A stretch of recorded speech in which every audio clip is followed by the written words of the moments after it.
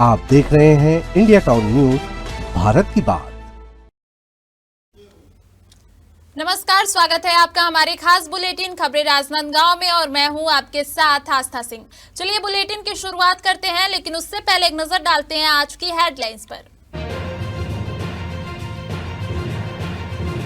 विनोद टेम्बुकर को मिथिला ग्लोबल सम्मान। राजनांदगांव के युवा समाज सेवी हैं विनोद टेम्बुकर, समाज सेवा के लिए मिली राष्ट्रीय पहचान। नववर्ष पर पर्यटन स्थलों में व्यवस्था सख्त, पर्यटकों की सुविधा के लिए प्रशासन सतर्क। नववर्ष पर साफ सफाई और सुरक्षा पर जोर। मातेखेड़ा के 5 खिलाड़ी नेशनल में, मातेखेड़ा का गौरव बने विद्यार्थी खिलाड़ी नेशनल खो खो में चयनित।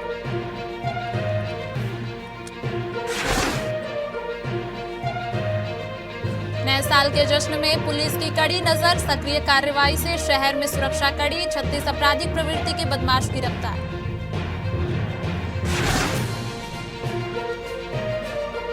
नववर्ष पर जीरो घटना जीरो दुर्घटना अभियान, पुलिस ने बढ़ाई सुरक्षा व्यवस्था, वाहन पेट्रोलिंग लगातार जारी।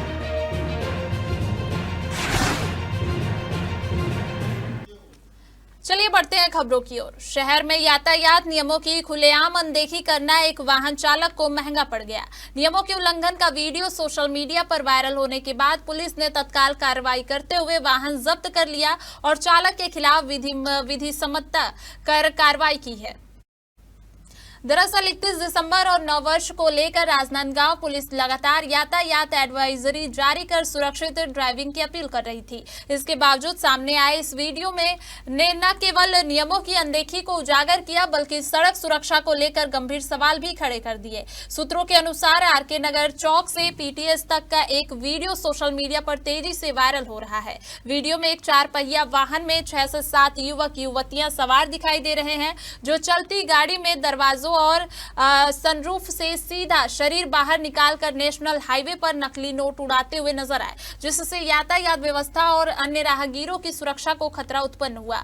बताया जा रहा है कि यह वीडियो किसी स्कूल या कॉलेज की फेयरवेल पार्टी से जुड़ा हुआ है। हालांकि सवाल यह उठ रहा है कि इस तरह की गतिविधियों की अनुमति किसने दी और क्या संबंधित शैक्षणिक संस्थान की ओर से इसकी कोई स्वीकृति ली गई थी। वायरल वीडियो के संज्ञान में आते ही पुलिस ने वाहन की पहचान कर उसे जब्त किया और चालक पर मोटर व्हीकल एक्ट के तहत कार्रवाई की।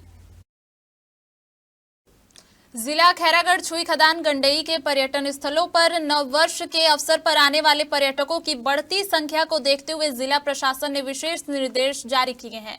मुख्य कार्यपालन अधिकारी प्रेम कुमार पटेल ने सभी जनपद और ग्राम पंचायतों को स्पष्ट आदेश दिए हैं कि वे पर्यटन स्थलों में आवश्यक व्यवस्थाओं को समय पर सुनिश्चित करें। अधिकारियों ने साफ सफाई, स्वच्छ पेयजल, शौचालयों की उचित व्यवस्था, कचरा प्रबंधन, प्रकाश व्यवस्था और सुरक्षा से जुड़े इंतजामों पर विशेष ध्यान देने को कहा है। उन्होंने निर्देशित किया है कि नववर्ष के दौरान किसी भी प्रकार की अव्यवस्था न हो, इसके लिए पंचायत स्तर पर नियमित निगरानी रखी जाए और आवश्यकता अनुसार कर्मचारियों की ड्यूटी भी लगाई जाए। छत्तीसगढ़ के राजनांदगांव जिले के युवा समाज सेवी विनोद कुमार टेम्बुकर को सामाजिक क्षेत्र में उनके सराहनीय योगदान के लिए प्रतिष्ठित मिथिला ग्लोबल सम्मान 2025 से नवाजा गया।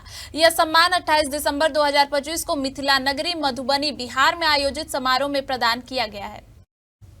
आपको बता दें कि याची नगर युवा फाउंडेशन द्वारा संस्था के 9वें स्थापना दिवस के अवसर पर आयोजित ग्लोबल यूथ कॉन्क्लेव में देश के लगभग 15 राज्यों से चयनित उत्कृष्ट समाज सेवियों को सम्मानित किया गया। विनोद कुमार टेम्बुकर वर्षों से राजनांदगांव जिले में युवाओं, महिलाओं और ग्रामीण समुदायों के बीच जागरूकता, नेतृत्व निर्माण और सामाजिक नवाचार के क्षेत्र में सक्रिय भूमिका निभा रहे हैं। वे यूनिसेफ एवं जिला प्रशासन के संयुक्त तत्वाधान में संचालित युवोदय कार्यक्रम के माध्यम से किशोरों एवं युवाओं को शिक्षा, स्वास्थ्य, पोषण और पर्यावरण संरक्षण जैसे विषयों पर जागरूक कर रहे हैं। इसके अलावा उन्होंने कई राष्ट्रीय और अंतर्राष्ट्रीय मंचों पर छत्तीसगढ़ की प्रतिनिधित्व भी किया है।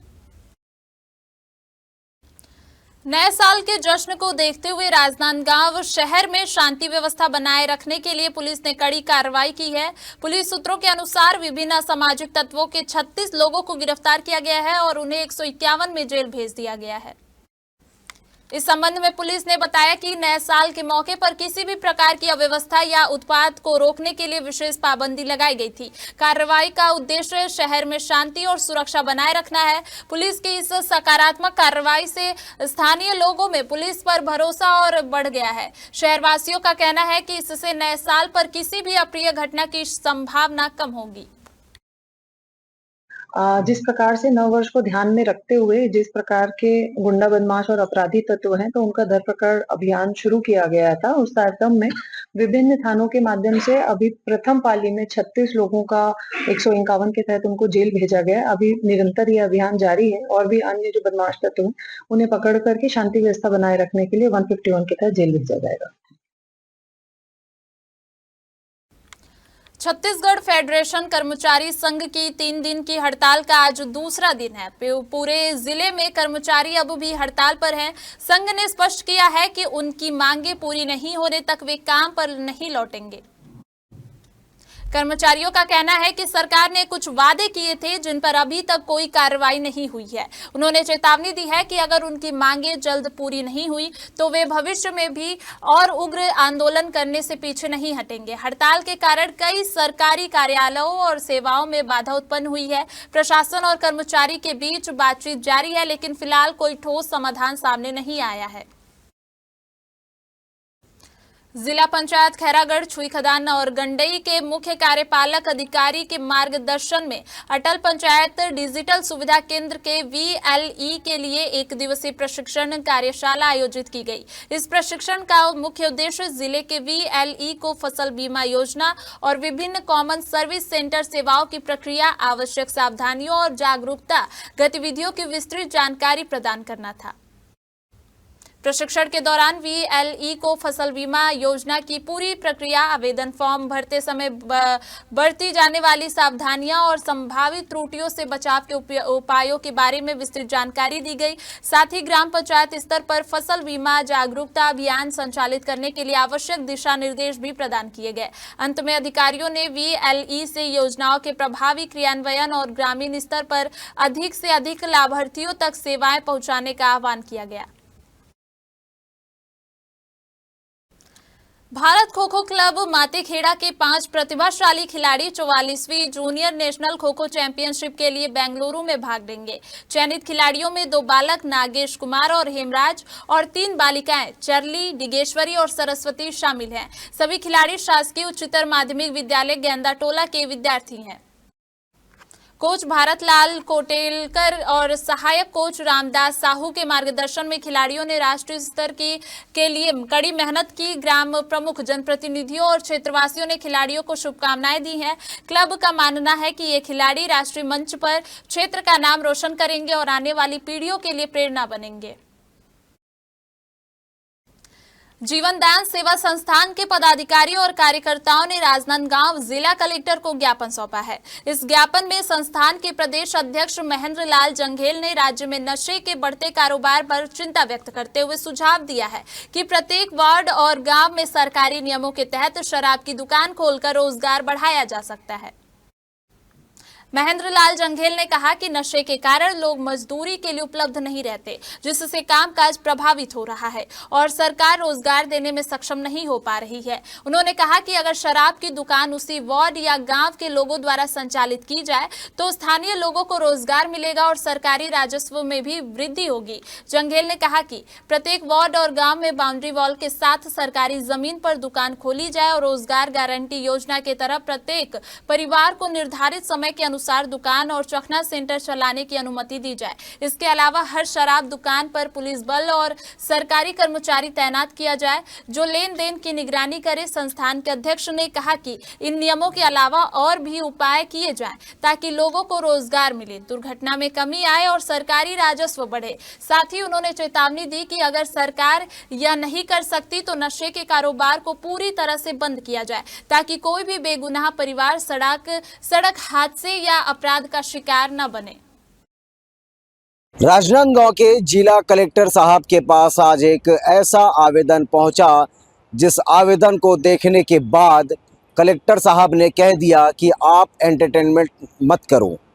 आखिरकार पूरा माजरा क्या है, पूरा मामला क्या है, इस मामले में इस आवेदन को क्यों सौंपा गया है, ये पूरे कहानी की जानकारी लेने के लिए हम जीवन दान सेवा संस्था के प्रदेश अध्यक्ष महेंद्र लाल जंगेल जी अभी हमारे साथ में मौजूद हैं। इनसे बात करेंगे। जी महेंद्र जी, क्या ऐसा मामला था जिसको लेकर के आप अपनी क्या मांग को लेकर के कलेक्टर साहब के पास गए थे आज?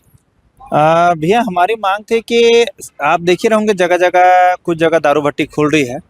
लोग नहीं भी चाहते हुए सरकार खोल ही रही है। लोगों के पास में काम काज नहीं है, तो हमको बस अब ये लगा कि भाई हम विरोध नहीं कर सके। विरोध खोलने के बाद भी यानी बंद नहीं होती और खुलती है। इससे अच्छा है कि प्रत्येक वार्ड में दारू भट्टी खुल जाए, जिससे लोगों को रोजगार भी मिले। लेकिन हमारा ये उद्देश्य ये था कि कुछ नियम के साथ में हमने 5 नियम अपने हिसाब से बनाए, जो हमको उचित लगा, जो समाज हित में है। अगर बाउंड्री वाल रहेगी जिससे पीने के बाद में आदमी बाहर नहीं जा सके, जब तक उसका नशा पूरी तरह से हटे ना। क्योंकि अगर रोड में एक्सीडेंट होता है, क्योंकि चलाक आते हैं दूसरे वार्ड से लहराते हुए, किसी को भी ठोक देते हैं, जिससे जो नहीं भी नशा किया हुआ वो भी आदमी आहत होता है। तो हम ये चाहते थे कि बाउंड्री वाल के अंदर में सरकार रखे और वार्डवासी को ही वहाँ काम में दे। और उससे क्या होगा कि कोई इस वार्ड से उस वार्ड लेने नहीं जाएगा, ना वो लहराएगा, नहीं उससे एक्सीडेंट में कमी आएगी। दूसरा था भैया कि लोगों को जो रोजगार नहीं मिलती है, तो जैसे रोजगार गारंटी योजना रहती है, तो उससे क्या है, प्रत्येक परिवार को, क्योंकि सबको तो एक ही दिन में नहीं दिया सकता, तो पार्ट पार्ट करके उनको रोजगार दिया जा सकता है शिफ्ट वाइज पे। तीसरा था कि दारू भट्टी में जब पुलिस बल जो रास्ते में दौड़ते हैं किसी को उठाने के लिए, क्योंकि पियेंगे अपने पैसे से, लेकिन उनको उठाने जाएगी पुलिस बल। एक्सीडेंट पीने वाला करेगा, उठाएगी उसको पुलिस बल। तो उससे अच्छा है कि पुलिस बल की ड्यूटी वहीं लग जाए, 2 पुलिस की, जो दारू ज़्यादा पिए रहेगा उसको बाहर आने ही ना दे, जिससे आम जनता भी सेफ और पुलिस विभाग को भी रास्ते में ऐसे लोगों के लिए नहीं दौड़ना होगा। तीसरा था कि एक सरकारी कर्मचारी जो होंगे, जैसे आज भर्ती नहीं होती है, तो उससे क्या होगा कि जब कर्मचारी की एक ड्यूटी लगेगी, क्योंकि पैसा का लेन देन भी है, तो वहाँ एक प्रॉपर ऐसे व्यक्ति को नियुक्ति की जाए जो पैसे का लेन देन प्रॉपर ढंग से देखे, ताकि सरकार के राजस्व में किसी तरह की कमी नहीं आए और सरकार का राजस्व बढ़े। और 5वां था भी है कि जो वार्डवासी इस वार्ड से उस वार्ड जाएंगे, कैसे पता चलेगा? तो जैसे हमको राशन कार्ड में राशन लेने जाता है, हमको राशन कार्ड देखा जाता है, आधार कार्ड, तो आधार कार्ड देख के उनको उसी वार्ड में दिया जाता है कि वो दूसरा वार्ड उनको जाने पे मिले ही ना, जिससे वो लेने के लिए अपने वार्ड में जाएंगे, पी के परे भी रहेंगे तो उनके वार्ड में कोई ना कोई उसको उठा के उसके घर तक पहुंचा देगा। तो ये हमारे इन नियमों के साथ में हम दारू भट्टी, और हो सकता है कि हमसे भी दिग्गज लोग ऊपर बैठे, तो हो सकता है उनके दिमाग में और कुछ अच्छा है। तो हम ये पहल चाहते थे कि एक्सीडेंट रुके, क्राइम रुके, और पुलिस बल को भी जो इधर उधर नचाती है। ग्राम पंचायत के क्षेत्रों में भी आपने यहाँ पर उल्लेख किया है अपने आवेदन में कि ग्राम पंचायत क्षेत्रों में भी प्रत्येक ग्राम पंचायत में शराब भट्टी खोली जाए। जी, उसका ये भी है कि आप आए दिन देखते हो जिस गांव में खुलती है वहाँ विरोध होता है। लेकिन ये बताइए कौन से गांव और कौन से वार्ड में दारू नहीं बिक रही है, मुझे बताइए। हर ग्राम पंचायत में सरपंच को और हर वार्ड में पार्षद को पता है कि उसके मोहल्ले में कौन दारू बेच रहा है, और सरकार को भी ये चीज पता। उससे बढ़िया जब सरकार सारी चीज कर रही है, विरोध क्यों झेले? एक गांव वाले विरोध करेंगे, वहां बन के कोई ना कोई गांव में खोलेंगे तो वो गांव बर्बाद होगा। उससे बढ़िया जिसको पीना रहेगा वो पिएंगे, जिसको बेचना रहेगा वो बेचेंगे। हमको समझ में आ गया कि पीने से ज्यादा फायदा बेचने में है, तो हमारी पूरी टीम अब बेचना चाहती है, और हम बेचने के लिए अगर हमको सरकार परमिशन देगी तो हमारे प्रत्येक सदस्य जो वार्ड में है वो हम उसका लेंगे काम। कहीं कोई दिक्कत नहीं है कि भैया हमको जब उससे फायदा हो रहा है, हमारा परिवार अच्छे से भरण पोषण होगा, तो हम क्यों नहीं करेंगे? जिसको पीना रहेगा वो पिएंगे, क्योंकि सभी समझदार हैं, कोई नाबालिग तो है नहीं जो उन्हें हमें समझाना पड़े। आज आप कलेक्टर साहब के पास गए थे इस ज्ञापन को लेकर के, क्या कहा? उनसे मुलाकात हुई, अपने चैम्बर के बाहर निकले हुए थे कलेक्टर साहब, क्या कहा उन्होंने? कलेक्टर साहब बाहर में आके सबका आवेदन ले रहे थे। उन्होंने हमारा आवेदन देखा, बोले किस विषय में? तो मैंने बोला सर हमको 51 वार्ड में दारू भट्टी चाहिए। तो उन्होंने बिना हमारे नियम को पढ़े या बिना हम क्या चाहते हैं, या तो इसको आप विरोध भी समझ लीजिए, क्योंकि सरकार तो दारू भट्टी बंद करने वाली है नहीं, या तो आप इसको विरोध समझ लीजिए, या तो हमको उसका रोजगार का साधन समझ लीजिए। तो बिना जाने सुने इंटरटेनमेंट बोल देना, ये आज थोड़ा सा फील हुआ कि किसी चीज को जांचना चाहिए या किसी को समझना चाहिए कि क्या है। मैंने कोई गलत शब्द नहीं लिखे, जो आज फेस कर रहा हूँ, रास्ते में गिरे हुए लोगों को देखता हूँ, कोई जाके जो जिनकी जरा से भी गलती नहीं, उनको आके जो पीएम वो ठोक दिए, किसी की जान चल जा रही, किसी उसको बाद में जाकर मुआवजा देके आप क्या कर लोगे? उनका परिवार नहीं ला सकते हैं। तो हमें वही तकलीफ लगी कि कलेक्टर साहब को पूरा पढ़ना था या उन्हें समझना था, लेकिन जो उन्होंने इंटरटेनमेंट बोला तो थोड़ा से तकलीफ लगी कि हम इंटरटेनमेंट करने नहीं गए थे किसी का। हम ये चाहते थे कि लोग सेफ रहें। कोविड में भी हमने वही काम किया, लेकिन आज हम थक गए हैं कि हम विरोध कर करके कि सरकारी भट्टी बंद नहीं हो सकती, क्योंकि सरकार का सबसे बड़ा आय का जरिया वही है। उससे बढ़िया लोग भी कमाए और सरकार भी कमाए, ये हमारा उद्देश्य है। क्या लगता है इससे अपराध में कसावटें हो सकती है? क्या ये जो आपकी मांगे हैं इस पर और भी ज़्यादा विरोध नहीं हो सकते? भैया सीधी सी बात है, ये बताइए, अगर जो पी के निकल है, क्योंकि आप किसी को भी देखें क्राइम करने से पहले वो नशा करता है। जब नशा करके वो भट्टी से निकल रहा है, मैं वहीं पुलिस बल ने उसको रोक दिया, तो कहाँ आके क्राइम करेगा ये बताइए? हमने तो वो नियम में हमने लिखा हुआ है कि हमको घटना होने से पहले ही उसको रोक देना है। घटना हो जाने के बाद में आप रोकोगे तो क्या मतलब है? इसलिए हम चाहते हैं कि पुलिस बल की ड्यूटी वहीं लगाई जाए, जो रोड में दौड़ते हैं वो उनका वहीं रहे। ये हमारा उद्देश्य था। किन किन के नाम पर आपने आज ज्ञापन सौंपा है? हमने माननीय मुख्यमंत्री जी के नाम सौंपा है, आबकारी विभाग के मंत्री जी के नाम में सौंपा है, जिला कलेक्टर महोदय को सौंपा है। तीसरी चीज़ हम आबकारी विभाग को दिए हैं, लेकिन आज यहाँ क्या छुट्टी थी, सब हड़ताल पे हैं, तो हम रिसीव भी नहीं ले पाए। और बाकी जगह सिर्फ कलेक्टर महोदय ने मुख्यमंत्री जी का लिया। तो अभी हम 2 दिन बाद जब इनकी हड़ताल ख़त्म होगी तो हम जाके ज्ञापन को दे के हम रिसीव लेंगे। देखिए, कहीं ना कहीं मामला एक तरफ पूरे शहर भर में जो शराब भट्टी को बंद करने का एक विरोध चल रहा है, वही कहा जा सकता है कि ये भी एक विरोध का एक नया प्रदर्शन है, एक नया तरीका है, जिसमें मांग के नाम पर विरोध प्रदर्शन दर्ज की जा रही है। अब इस विषय पर देखना तो ये होगा कि क्या इनके ज्ञापन पर कोई प्रतिक्रिया सामने में आती है। क्या हर एक गली मोहल्ले पर शराब भट्टियां खुलती है? क्या हर एक वार्डों पर शराब भट्टियां खुलती है? क्या हर एक ग्राम पंचायतों पर शराब भट्टियां खुलती है? या फिर इनके आवेदनों को पुरानी फाइल की तरह दबा दिया जाता है?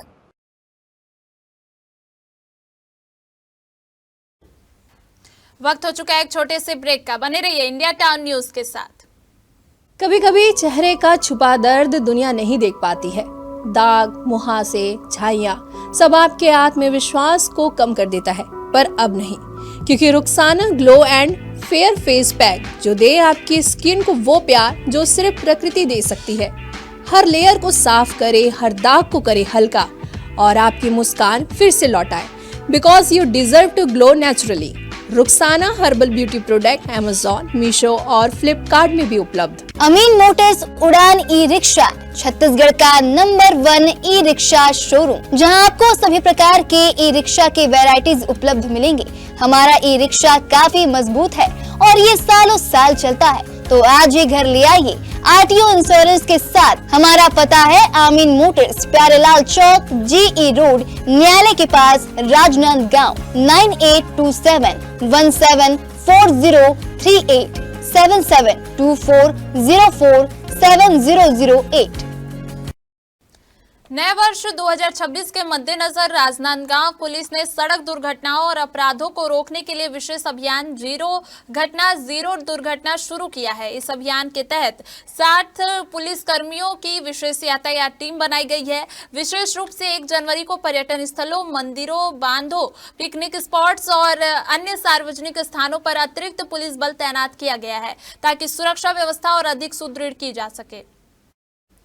टीम विशेष रूप से शराब पीकर वाहन चलाने, काली फिल्म, ब्लैक शीट वाले वाहनों और यातायात नियमों के उल्लंघन पर सख्ती से कार्रवाई करेगी। इसके अलावा दुर्घटना संभावित ब्लैक स्पॉट्स की पहचान कर जन जागरूकता कार्यक्रम भी चलाया जा रहा है। इसके अलावा आपात स्थितियों से निपटने के लिए जिला अस्पताल के सहयोग से 50 पुलिस कर्मियों को CPR और फर्स्ट एड का प्रशिक्षण दिया गया है। पुलिस अधीक्षक कार्यालय ने 25 प्राथमिक उपचार किटें पुलिस वाहनों और पेट्रोलिंग टीमों को उपलब्ध कराई हैं। अधिकारियों ने बताया कि प्रशासन के समन्वय से एम्बुलेंस सेवाएं भी तैनात की गई हैं। नव वर्ष के मौके पर विभिन्न थानों को अतिरिक्त वाहन भी उपलब्ध कराए गए हैं। साथ ही जिले में पैदल गश्त, बाइक पेट्रोलिंग और वाहन पेट्रोलिंग लगातार जारी रहेगी। नववर्ष के लिए राजनांदगांव पुलिस ने कई तरह के इनिशिएटिव्स लिए गए हैं। शांति और कानून व्यवस्था बनाने के लिए सबसे पहले तो राजनांदगांव शहर को विभिन्न सेक्टर्स में डिवाइड किया है और हर एक सेक्टर एक राजपत्रित अधिकारी के अंदर है। कुछ भीड़-भाड़ वाले इलाके जहाँ पे असामाजिक तत्व इकट्ठे हो या ऐसी कुछ कानून व्यवस्था ना बिगड़े, इसलिए ड्रोन से सर्वेलेंस किया जा रहा है। साथ ही जितने भी होटल्स हैं, ढाबाज है, रिजॉर्ट्स हैं, उनके साथ मीटिंग्स वगैरह करी हैं ताकि किसी भी प्रकार की दुर्घटना ना हो। सारे नियमों का पालन करने के लिए उनको हिदायत दी गई है। हर एक सेक्टर्स में जो इम्पोर्टेंट प्लेसेस हैं वहाँ पे नाकाबंदी भी लगाई गई है। यातायात नियमों का पालन हो इसीलिए उनकी एक अलग टीम बनाई गई है ताकि लोग रोड सेफ्टी को भी उतना ही प्राथमिकता दिया जाए। अखिल भारतीय वैष्णव सेवा संघ मुंबई की राष्ट्रीय कार्यकारिणी बैठक 28 दिसंबर 2025 को जयपुर राजस्थान में संपन्न हुई। इस अवसर पर छुई खदान छोटे राजा परिवार के लाल जेके वैष्णव को उनके सामाजिक और धार्मिक योगदान के लिए राष्ट्रीय उपाध्यक्ष के रूप में सम्मानित किया गया।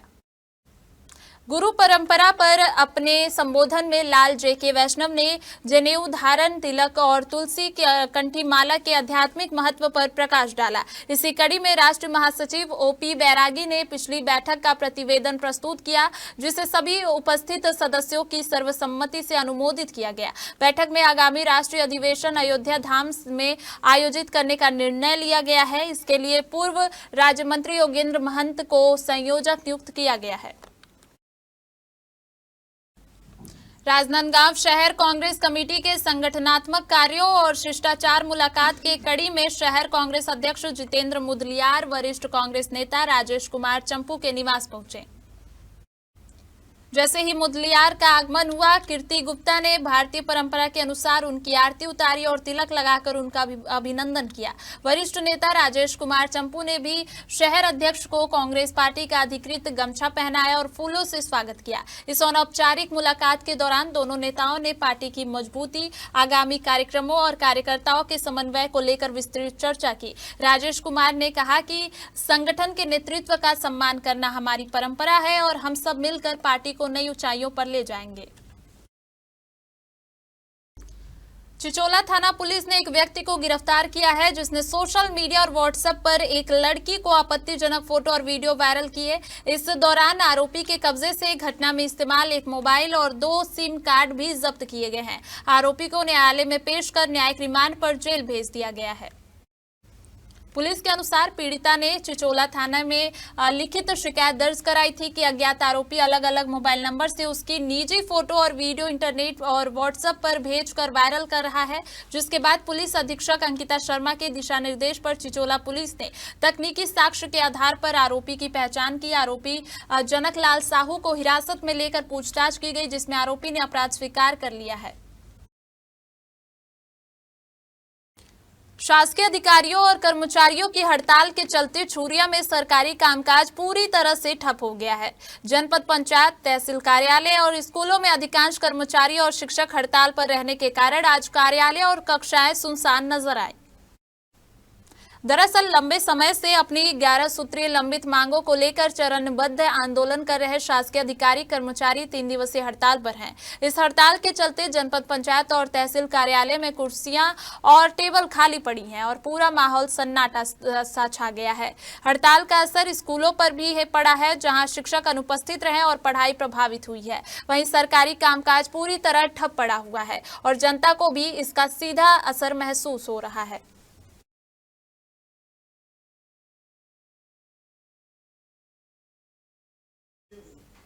हमारे राजनांदगांव के बुलेटिन में फिलहाल इतना ही। देखते रहिए इंडिया टाउन न्यूज, भारत की बात। नमस्कार। आप देख रहे हैं इंडिया टाउन न्यूज, भारत की बात।